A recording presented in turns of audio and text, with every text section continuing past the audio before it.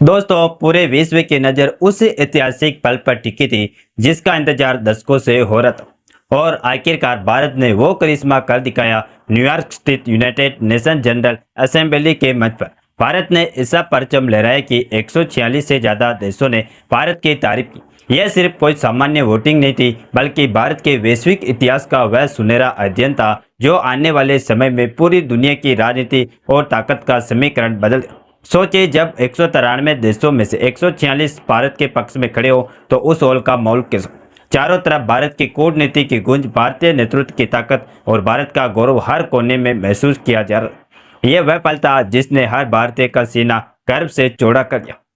दोस्तों, भारत ने अब यूएससी में स्थायी सदस्यता और वीटो पावर के लिए पेश हुआ बिल भारी बहुमत से पास कर दिया। और सबसे चौंकाने वाली बात, जो देश हमेशा भारत का विरोध करते थे वही आज भारत के समर्थन में खड़े थे। लेकिन यह जीत सिर्फ वोटिंग तक सीमित नहीं थी।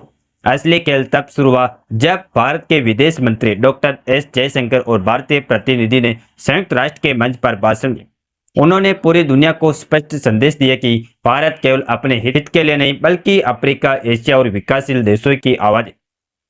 यही भारत की असली ताकत। यूरोपियन यूनियन, ऑस्ट्रेलिया, अफ्रीका और साउथ अमेरिका, हर कोई भारत के समर्थन में खड़ा हो।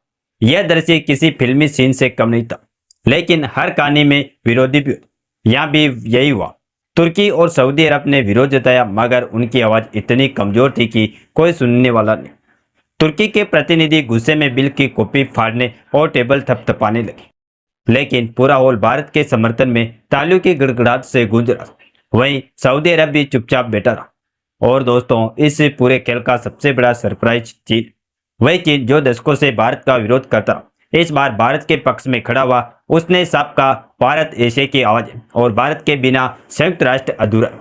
सोचिए, अगर भारत का विरोध करने वाला चीन आज समर्थन में खड़ा हो जाए तो दुनिया की राजनीति कितनी बदल जाएगी। यही वह पल था जिसने इतिहास को नई दिशा दी।